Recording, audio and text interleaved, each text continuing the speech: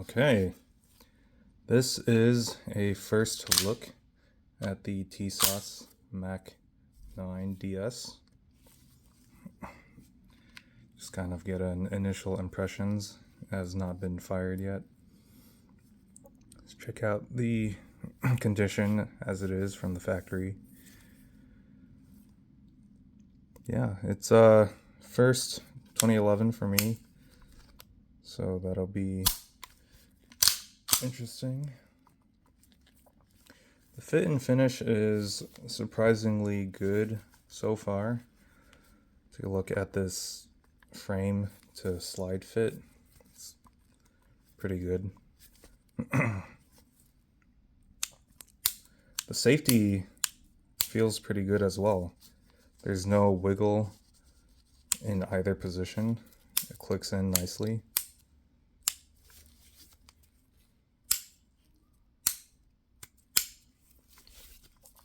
Let's see, the trigger, this is a bit long for my hands, I think. Yeah, but this is, I believe it's aluminum flat face trigger. There's the take up. A nice clean break. Here's a reset.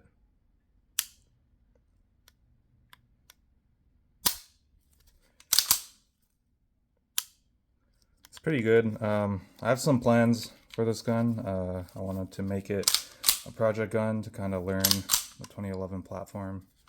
Here's one thing I noticed. It gets caught up on the disconnector there as it comes back. So that's something to watch out for. Mag release is pretty stiff. Texturing on this thumb release is pretty good. Let's take a look at the trigger weight.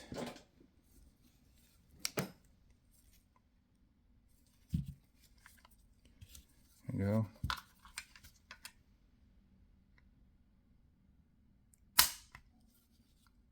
.8.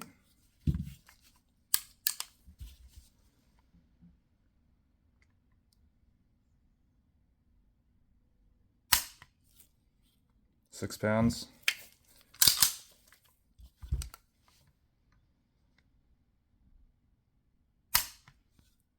5.8. It's pretty consistent. From my understanding, all the internals of this gun are forged, not MIM. So that's pretty good. I'm sure it'll break in as I shoot it. I also have got some springs from Nighthawk that I will try to install. And of course you can bend the sear spring to adjust the trigger weight as well. In terms of the finish, they say the slide and the barrel are QPQ Tenefer finished, which is basically the same thing as nitride, and the frame itself is Cerakoted, as well as the internals. It looks pretty good. Don't have much expectations, but yeah, pretty good. Iron sights. There's a U-notch with a fiber optic green. Not the biggest fan of the U-notch, but it's fine.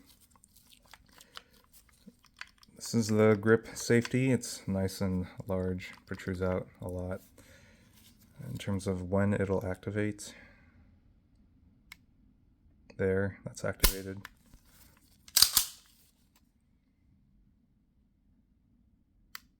There. Yeah, it's pretty good, and I think it's pretty easy to get. This grip module, I've heard some people complain that it's pretty slick. Yeah, it's pretty smooth here. There's no texture at all. It's not very grippy. I think if you wanted to, you can kind of change it out for something, maybe. Comes with a nice aluminum magwell. It's pretty cool. Yeah, for the price, I'm pretty impressed. take a look at the insides next. So they give you this little paper clip to take it down. There's this hole in the guide rod. You stick it through. This will hopefully capture the guide rod spring. So let me see if I can get it. Stick it through.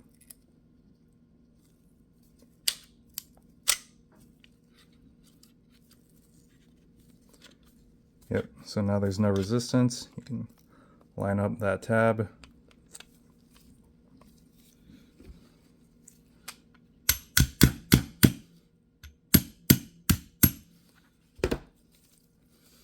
It's kind of stiff.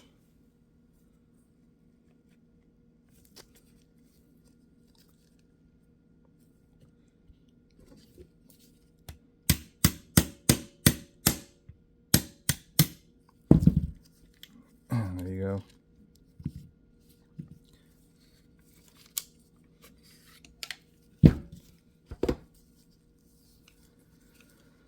Okay, so now you should be able to slide this out from here.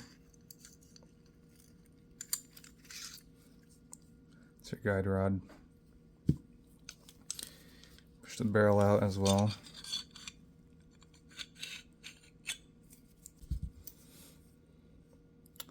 This is your bowl barrel.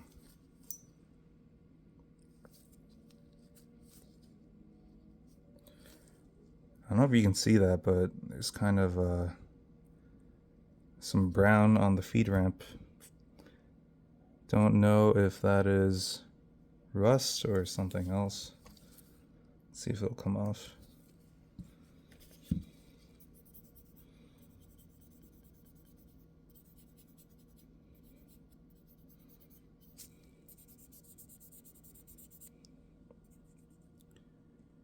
Yeah, it's a little bit discolored on the face here. I have not shot this gun yet. This is how it came from the factory. So we'll see if that will come off with some polish or something. Not the best start. Everything else looked pretty good. There's some wear marks on the barrel. Yeah, it's not coming off some oil. I'll deal with that later.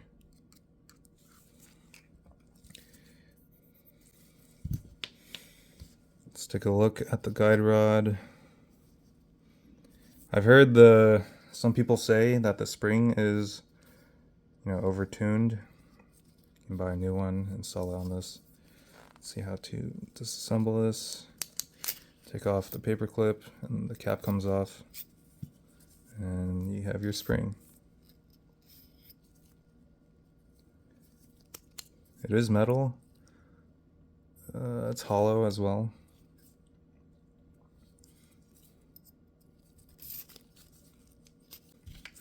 Let's take a look at the inside of the frame and the grip module.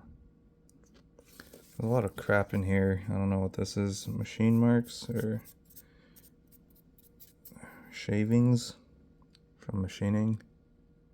Don't know if you can see that. Just clean that out.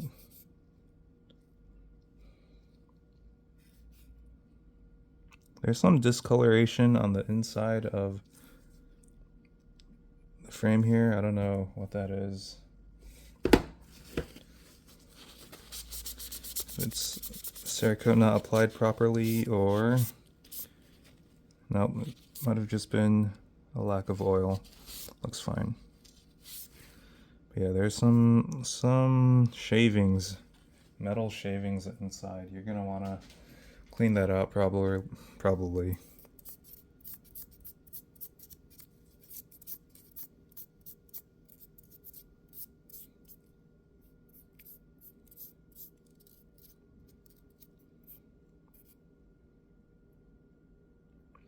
These are really big. So yeah, definitely want to take care of that.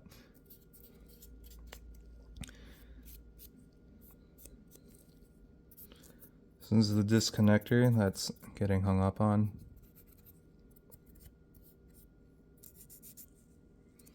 Supposedly the internal controls are also Cerakoted. Maybe later when I take it apart, you can see something just flew off there.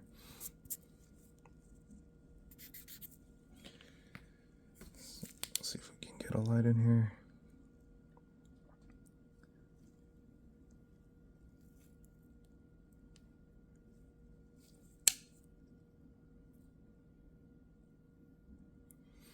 Yeah, that's the first impressions of the Mac, Tisas MAC.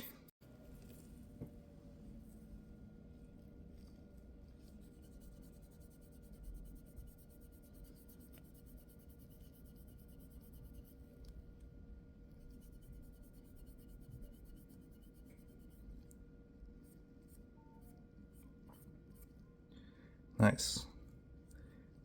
Yeah, that came right off with just a little bit of flits. No problem at all.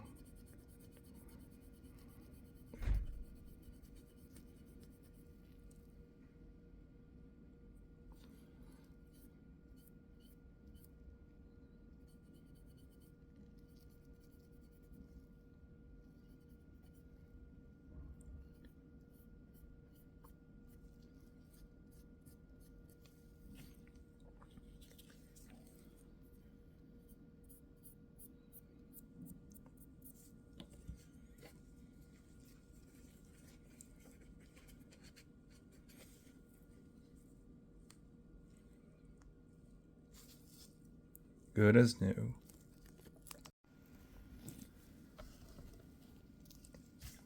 Alright, some people have said that they've had trouble getting the optics plate off of the Mac. Just want to document my process. When I remove these screws, I notice there's some like brown stuff inside the threads and the thread holes. This might be some kind of Loctite. I'm not sure. It was stuck on there pretty well. What I ended up doing was just taking a brass punch, angling it under the rear sights, and then just pushing through. Yeah, I think it's that suction. I just put it on, and well, let me show you what I did. Just angle it here. Yep, that's that. And then here's the RMR plate. See, it protrudes out a little bit. Still has the sights. Interesting to note, these are square notched. These are U-notched.